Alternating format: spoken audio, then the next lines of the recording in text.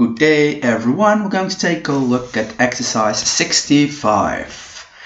Hey, something what happens at exercise 63, 64 and also happens at 66 is that we can sometimes also use properties of certain quadrilaterals when we want to calculate angles. And this is an example where I think if you use that it's going to be a lot easier, and maybe you even need to use it because otherwise it's impossible.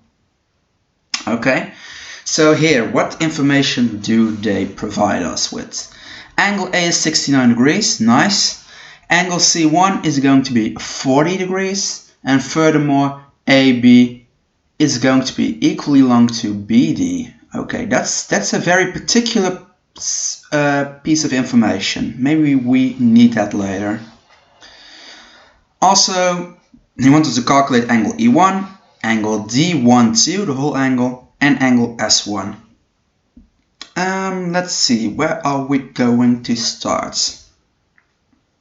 First of all, before we're going to start, they don't tell us that some lines are parallel to each other here, but because they say this is a parallelogram, I know AD is parallel to BC, and I know CD is parallel to AB. They don't notate that, but they say that indirectly by saying that this is a parallelogram. And in a parallelogram, the opposite sides are always parallel. Okay? So I think I can calculate angle E1 rather quickly. How? I will show you. And again, I will use this tool to help out a bit. I think that there is an alternate angle right here. Angle C1 is equal to angle E1. And angle C1 is given, so I can immediately answer that this is going to be 40 degrees because of alternate angles.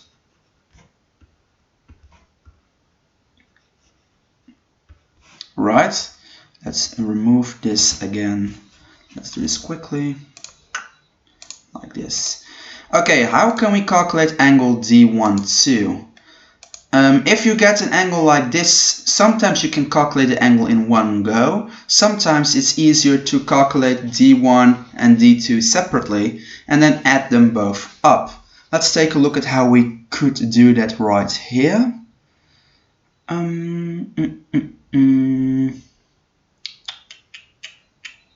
Oh, okay. I think you can do it by calculating angle D1 and angle D2 separately. But instead, I can almost immediately calculate this in one, no, maybe in two steps. But what you have to do is this. And I don't think the elaboration book uses this, but I think this is the quickest way actually. If you watch closely, this here is an F angle, which means that angle D12 as a whole is the same as the angle that is right here. This angle doesn't have a name right now, right? Because they call this angle A, not angle A1. But still, if I now would call this angle A1 and this angle here, I'm going to call angle A2. I can't do that if I want to. I could say, well, angle A2 angles is equal to 180 minus 69 is 111 degrees. Why? Yeah, there's a straight angle here, right? Straight angle. Sorry for my handwriting, it doesn't get any better using the drawing tablets. Hey, and angle A2 is actually equal to angle D12, which is 111 degrees because of the corresponding angle. Right? I'm curious to see how the elaboration book does this. I think the elaboration sheet doesn't use this information here. It instead goes to calculate D1 separately and D2 separately. I think D1, I can show you how to do it because I think I need it. How would you do D2?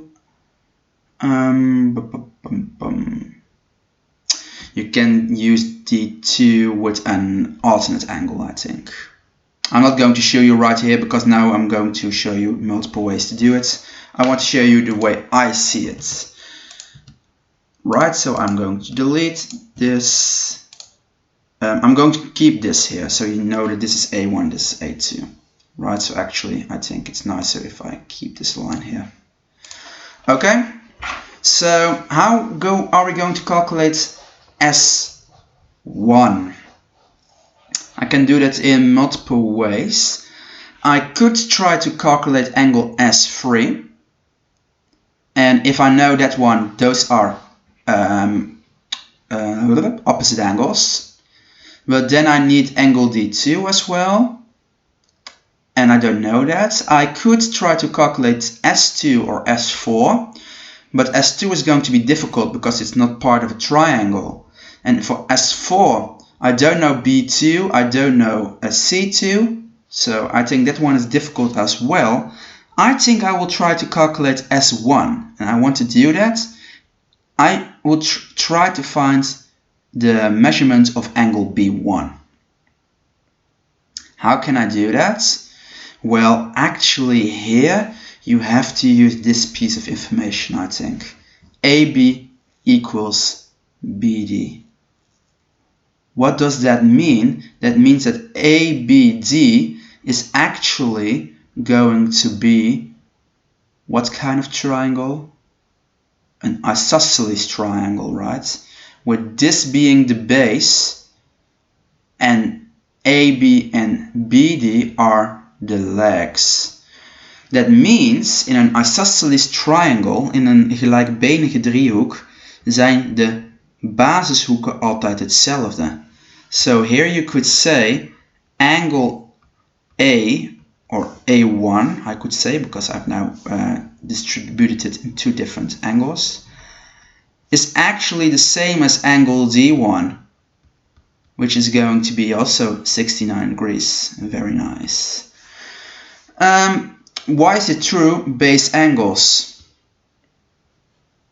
Alright, dus omdat hier een gelijkbenige driehoek in zit, omdat AB hier hetzelfde is als BD, kun je ook zeggen dat hoek D1 gelijk is aan hoek A1. Why does this help us? Well, if I know D1, I can now calculate angle B1. Angle B1, I can use the angle sum, right? It's going to be 180 minus 69 minus 69, which is going to be 42 degrees. Am I saying it correctly? I think I am. So why was this true? Because of the angle sum. Angle sum. Triangle. Right, that was triangle ABD. Now I know B1.